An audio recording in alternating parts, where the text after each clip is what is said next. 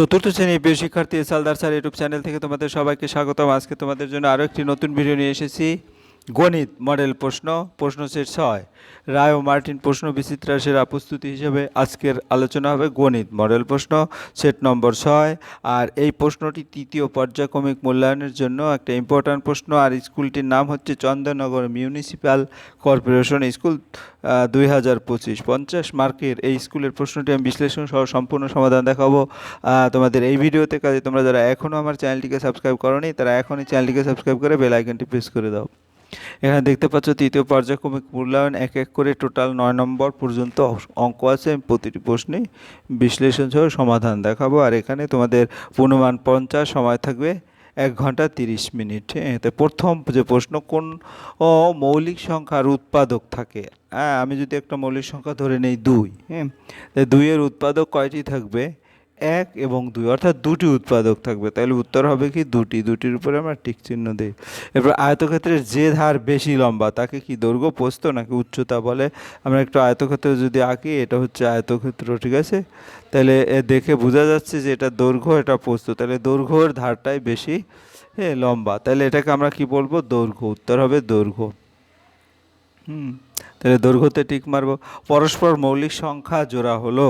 পরস্পর মৌলিক সংখ্যা দেখা যাচ্ছে এখানে কত? তোমার কত হবে? 12 এবং 19, ঠিক আছে? 12 এবং 19 পরস্পর মৌলিক সংখ্যা, ঠিক আছে? কারণ 12 এবং 19-এর মধ্যে 1 এবং ওই সংখ্যা ভিন্ন অন্য কোনো উৎপাদক নেই। মৌলিক সংখ্যা খোঁজার চালনী পদ্ধতি আবিষ্কার করেন গণিতজ্ঞ, নাম কি? এটা তোমাদের মুখস্থ রাখতে হবে।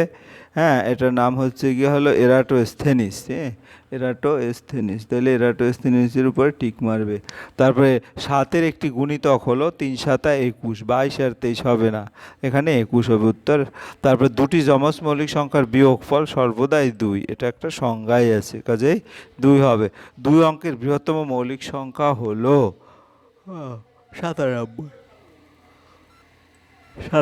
2 অঙ্কের বৃহত্তম মৌলিক সংখ্যা। আমরা 1 নম্বরের প্রশ্ন উত্তর দিয়েছি। এরপর আমরা চলে যাব 2 নম্বরের প্রশ্ন। 2 নম্বরের প্রশ্ন কি বলেছে? যে সংখ্যাগুলি 9 দিয়ে বিভাজ্য সেগুলি 3 দিয়ে বিভাজ্য। অবশ্যই এটা সঠিক। একটি ঘনকের উদাহরণ হলো রুরুর ছক্কা। রুরুর ছক্কা একটি ঘনক, এটাও ঠিক। 16-এর একটি গুণনীয়ক বা উৎপাদক হলো 6। আসলে না, কারণ 6 দ্বারা 16কে ভাগ করা যাবে না, এটা ভুল।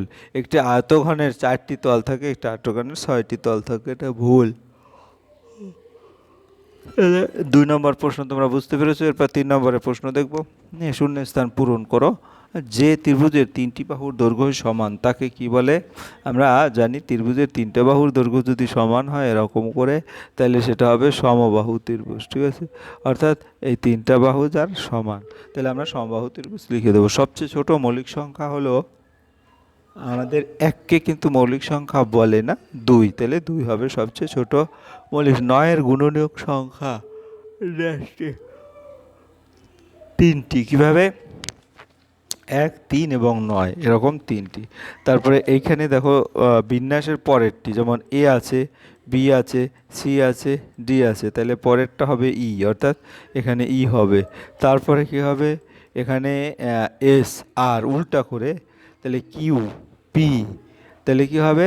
ও ও পি, ও এর পরে পি, অর্থাৎ ও পি কিউ, এরকম করে, তাহলে এখানে ও হবে, অর্থাৎ ইও। জল খাওয়ার গ্লাসের পাশের তলটি হলো বক্রতল। জল খাওয়া গ্লাসের পাশের তলটি হচ্ছে বক্রতল। এরপর আমরা 4 নম্বরের প্রশ্ন দেখব। 7 ছাড়া 7-এর 4টি গুণিতক। 7 ছাড়া 7-এর 4টি গুণিতক হলো 7 × 2 = 14, 3 × 7 = 21, 4 × 7 = 28, 5 × 7 = 35। এরপর আমরা খ নম্বরের প্রশ্ন দেখব। একটি চতুর্ভুজের আকারের জমির ধারগুলো যথাক্রমে, একটা চতুর্ভুজ যদি দেখি আমরা একটু আঁকি, এরকম একটু বড় ছোট হতে পারে।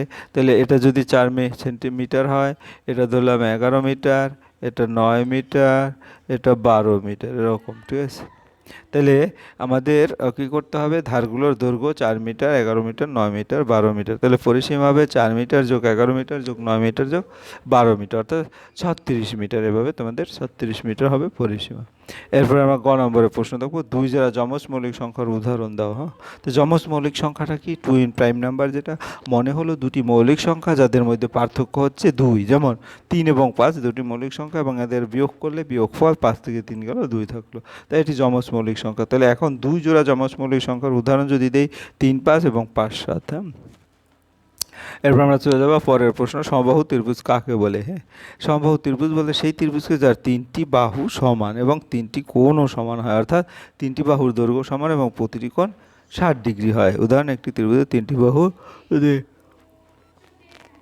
5 সেন্টিমিটার হয় তাহলে সেটা সমবাহু ত্রিভুজ। আমরা যদি একটা ত্রিভুজ এঁকে এরকম দেখাই, হ্যাঁ, ধরে নিলাম এটা 5 সেন্টিমিটার, এটা 5 সেন্টিমিটার, এটা 5 সেন্টিমিটার, তাহলে এটা কিন্তু একটা সমবাহু ত্রিভুজ।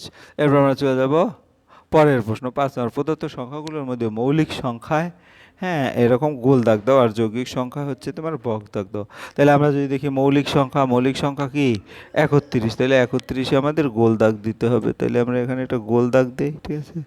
আর গিয়ে হলো তোমার 41-এও একটা গোল দাগ দেবো। আর যৌগিক সংখ্যা যেটা সেটা হচ্ছে এরকম বক্স দিতে বলছে, আমরা বক্স দিয়ে দিলাম, ঠিক আছে। ওকে, যৌগিক সংখ্যা হবে 21 এবং 51। কেন 21 এবং 3 দিয়ে ভাগ যায়, তাই না? 7 দিয়ে ভাগ যায়, এই কারণে 21 কি, আবার 51কেও 3, 13, 7, 13, 51 কি বলে?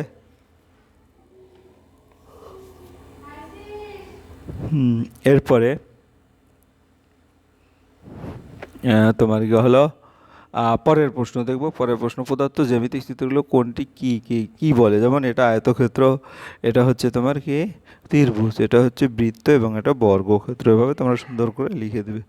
এরপর পরের প্রশ্ন, সরল করো। যেমন 84 বিয়োগ 48 ভাগ 4 গুণ 7। তাহলে এখানে ভাগের কাজ আগে, তাহলে 48কে 4 দিয়ে ভাগ করলে 12 হয়। হ্যাঁ, তাহলে আবার গুণের কাজ আগে, 12 গুণ 7, 7 12 84, 84 থেকে 84 গেলে 0 হয়। এবার আমরা খ নম্বর দেখব। এখন 12 বিয়োগ 6 7 42, এটা ব্র্যাকেটের কাজ আগে, ফার্স্ট ব্র্যাকেটের। তো 42কে এবার 3 দিয়ে ভাগ করলে হয় 3 14 42, 14তে 12 বিয়োগ 14 যোগ 5। তাহলে আগে যোগের কাজটা করে ফেলি। 12 আর 5 যোগ করলে 17 হয়, 17 থেকে 14 গেলে কত থাকে? 3, উত্তর হবে 3। এরপর আমরা 8 নম্বর দেখব। 8 নম্বর, ছবি দেখে ফাঁকা ঘরগুলি পরের চিত্রটি লেখো। দেখো এটার অ্যারো চিহ্নটা এই দিকে, হ্যাঁ, এটার অ্যারো চিহ্ন নিচ দিকে, এটার অ্যারো চিহ্ন বাম দিকে, অর্থাৎ তোমার একটা একটা করে সরে যাচ্ছে। তাহলে বা পরের যে অ্যারো চিহ্নটা সেটা হবে এরকম, ঠিক আছে, তোমরা এরকম দিয়ে দেবে। এরপরে দেখো এখানে 6টি বাহু ত্রিভুজে একটা ষড়ভুজ, এখানে 5টি বাহু, বাহু একটা করে কমছে, এখানে 4টি বাহু, তাহলে এটা 3টি বাহু হবে, অর্থাৎ এটা ত্রিভুজ হবে। তারপরে এই স্টারটার এখানে তোমার একটা ডট চিহ্ন দেওয়া, পরেরটা এক ঘর সরেছে, অর্থাৎ এই জায়গায় দিয়েছে, তারপরেরটা আবার আর এক ঘর সরেছে, এই জায়গায় দিয়েছে। তাহলে লাস্ট যেটা হবে সেটা এই জায়গায় হবে, অর্থাৎ আমি দেখিয়ে দিচ্ছি, এভাবে হবে, ঠিক আছে। এরপর আমরা চলে যাবো 9 নম্বরের প্রশ্ন। 9 নম্বরের প্রশ্ন কি বলছে, নিচের বিশু বাবু দাবা খেলা 1 সপ্তাহে মোট 35টি ম্যাচ হেরেছেন, প্রতিদিন সমান সংখ্যক ম্যাচ হারলে একদিনে তিনি কয়টি ম্যাচ হারবেন? বাবা, 35টি ম্যাচ হেরেছেন কিন্তু প্রতিদিন সমান সংখ্যক ম্যাচ খেললে, ঠিক আছে। তাহলে এখানে আমরা কী করবো, 1 সপ্তাহ 7 দিন, 7 দিনে ম্যাচ হেরেছেন 35টি, একদিনে ম্যাচ হারবেন 35কে 7 দিয়ে ভাগ। আমরা কীভাবে ভাগ করব, ভাগটা যদি একটু দেখাই, এই যে 35, এই 35কে 7 দিয়ে ভাগ করলাম, তাহলে 7, 5 7 35, ঠিক আছে, একবারে 5 হবে, উত্তর 5টি গেল। এরপর আমরা 10 নম্বরের প্রশ্ন যাব। 10 নম্বরের প্রশ্ন বলছে, পার্থ একটি সাইকেল কেনার জন্য 12 টাকা করে প্রতিদিন জমান, 1 জানুয়ারি থেকে 31 জানুয়ারি পর্যন্ত মোট কত টাকা? তো 1 জানুয়ারি থেকে 31 জানুয়ারি হচ্ছে 31 দিন।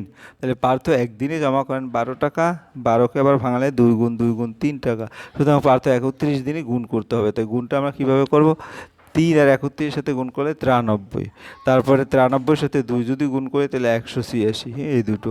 আবার 186-এর সাথে 2 গুণ করলে হবে 372 টাকা। তাহলে উত্তর হবে কি 372 টাকা। এই ছিল তোমাদের সামগ্রিক প্রশ্ন এবং তার উত্তর। আশা করি প্রশ্নটা যদি ক্লিয়ার হ্যাঁ, মনোযোগ সহকারে দেখো তাহলে ক্লিয়ার বুঝতে পারবে। পরিশেষে বলবো, তোমরা যারা এখন আমার চ্যানেলটিকে সাবস্ক্রাইব না করে আমার ভিডিও দেখছো, এখনই চ্যানেলটিকে সাবস্ক্রাইব করে বেল আইকনটি প্রেস করে দাও। ভিডিওটি দেখার জন্য অসংখ্য ধন্যবাদ। ভিডিওটি ভালো লাগলে লাইক কমেন্ট শেয়ার করতে ভুলবে না। আজ এই পর্যন্তই, ধন্যবাদ সবাইকে।